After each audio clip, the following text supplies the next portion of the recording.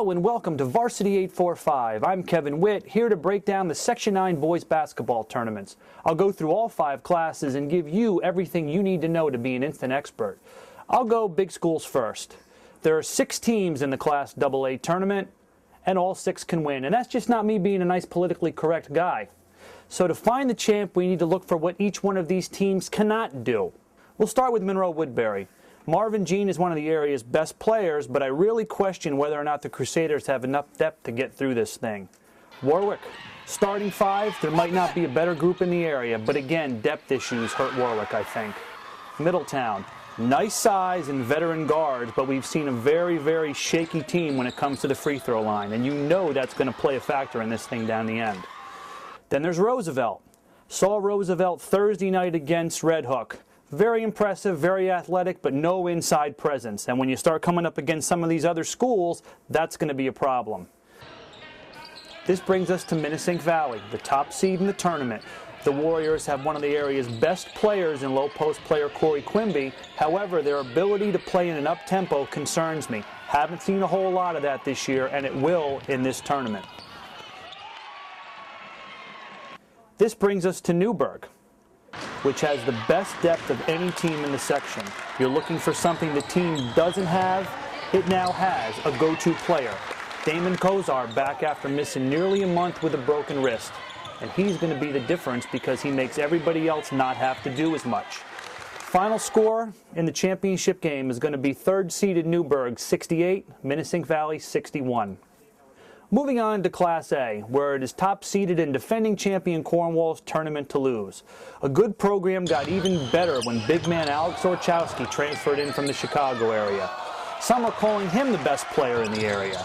Then there's sophomore guard Kyle Bradley, who's one of the top shooters around. If you're looking for a sleeper, it could be New Paltz, so that's tough to say as the 2nd seed. Matt Petrozelli on the outside, along with St. John Whiteman and Alex Dumont's inside, gives quite a presence. However, I'm not too sure about New Paltz's backcourt. Anyone else in that tournament doesn't have a shot. Make it Cornwall over New Paltz 62-52 for the title. Class B is another tough one to call. Top-seeded Red Hook supposedly is rebuilding. Yeah, like that ever happens.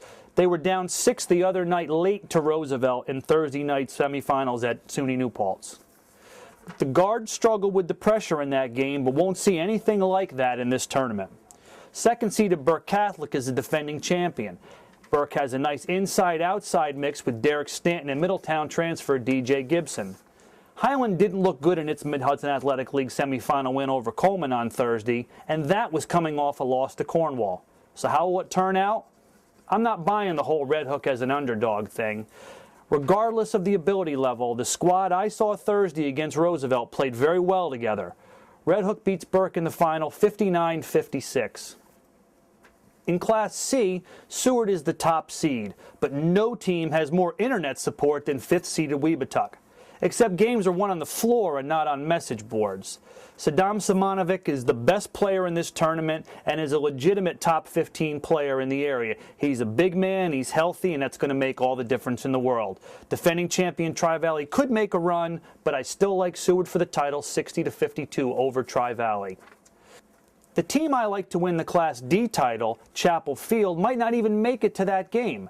The Lions play Livingston Manor in the semifinal and already beat Livingston Manor twice this year, but you know what they say about playing teams the 3rd time. Coleman is the top seed but did not look good in the Mid-Hudson Athletic League semifinals against Highland. So should we flip a coin? Chapel Field's Matt Pooley averages close to 30 points a game, and the Menendez brothers, Danny and Zach, are a nice supporting cast. All 3 also busted all game. Chapel Field wins 68-64 in overtime. There you have it, folks. Now it's on to the best week in the local sports year. Remember, if you can't make it to the games, we'll have live scoring updates on Varsity 845. I'm Kevin Witt. Enjoy the games.